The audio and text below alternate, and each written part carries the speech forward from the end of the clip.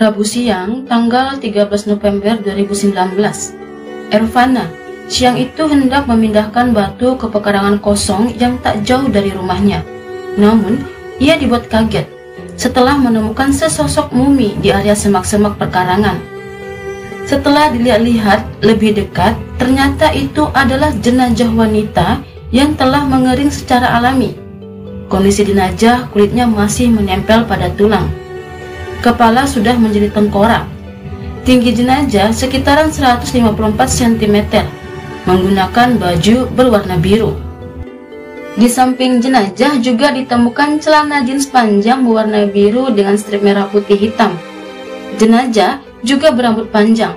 Saat ditemukan ada kalung di leher dan ada kot behel gigi. Ervana kemudian mendatangi perangkat desa untuk melaporkan penemuannya. Warga desa lantas menghubungi Polsek Losari. Saat petugas datang dan hendak mengevakuasi jenazah, petugas dan warga menemukan ciri-ciri khusus pada jenazah. Di bagian tangan kiri jenazah masih dapat terlihat tato bergambar bintang dengan tulisan Bega.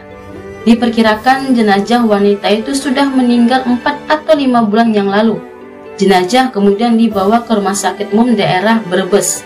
Sementara itu, kabar ditemukannya sesosok mayat wanita di semak-semak perkarangan kosong didengar oleh satu keluarga yang sekitaran 5 bulan yang sebelumnya kehilangan salah satu keluarga mereka. Malam harinya, keluarga tersebut lantas mendatangi rumah sakit Brebes. Saat di kamar jenazah, keluarga memeriksa kondisi jenazah. Saat itulah, keluarga tersebut yakin jika itu adalah Lili Andriani. Setelah melihat tato bergambar bintang dengan tulisan Bega di lengan kirinya. Bega sendiri adalah inisial sang suami. Lili adalah warga Losari Lor berusia 23 tahun. Lili sudah menikah dan memiliki 2 orang anak. Apa yang sudah terjadi pada Lili? Hingga Lili ditemukan sudah tak bernyawa dengan kondisi jenazah yang sudah mengering. Inilah kisah dan ceritanya.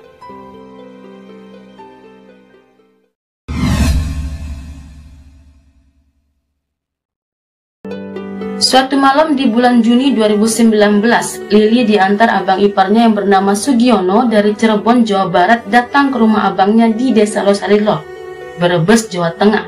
Tujuan Lili hendak meminjam sejumlah uang.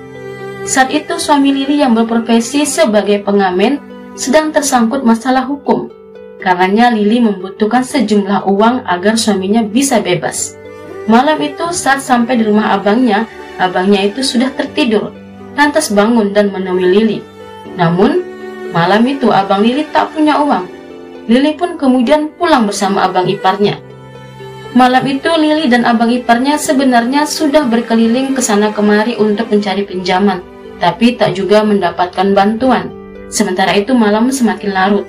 Saat tengah malam anak-anak Lili menangis. Warga lantas mendatangi rumah Lili. Lili tak ada. Dan sejak malam itulah, Lili tak pernah pulang lagi. Keluarga sudah kesana kemari mencari Lili selama 5 bulan, namun tak dapat kabar. Hingga pada tanggal 13 November 2019, Lili ditemukan sudah tak bernyawa. Polisi setempat lantas melakukan investigasi lebih mendalam. Penyidik mengumpulkan keterangan-keterangan dari saksi dan juga didasarkan dari bukti. Polisi lantas menetapkan Sugiono sebagai tersangka.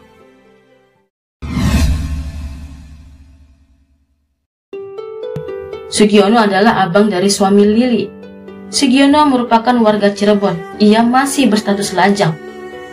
Malam itu, Sugiono mengantarkan Lili keliling mencari bantuan uang untuk membebaskan suami Lili yang juga merupakan adiknya itu.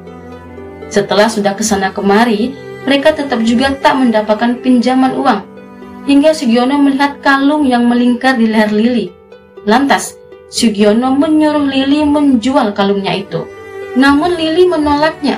Sugiono kemudian berusaha merampas kalung itu. Lili lantas lari. Sugiono pun mengejar dan menyerang Lili. Saat itu, Lili terjatuh tanpa sengaja. Kepala bagian belakang Lili terhantam batu. Sugiono lantas menghampiri Lili. Lili yang sudah ketakutan berteriak-teriak minta tolong. Melihat itu, Sugiono pun panik. Lantas ia mencekik dan membekap Lili selama 3 menit. Lantaran kekurangan oksigen, Lili pun tak bisa bernafas. hingga Lili pun meninggal.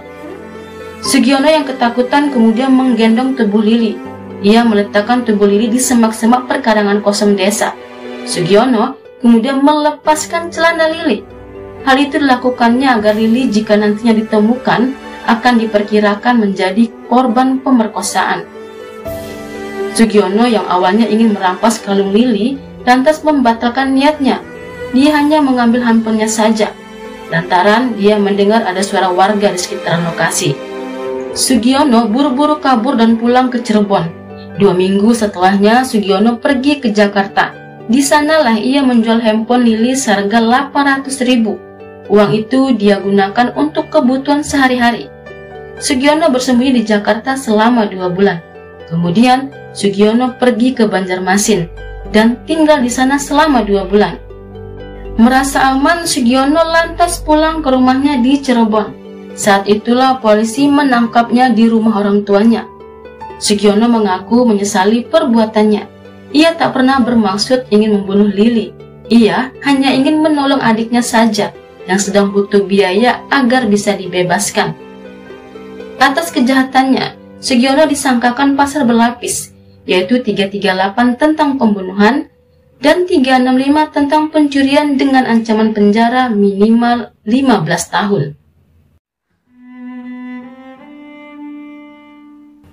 Lili kini sudah dimakamkan keluarganya. 2 anak Lili pun kini diurus keluarga. Keluarga Lili berharap agar Sugiono bisa mendapatkan hukuman yang setimpal. Dan untuk almarhum Lili, semoga Tuhan Yang Maha Esa mengampuni dan menempatkan Lili di tempat yang lebih damai. Demikianlah kisah dan cerita kali ini. Terima kasih sudah menonton. Mohon maaf jika masih banyak kekurangan. Sampai ketemu di video-video lainnya.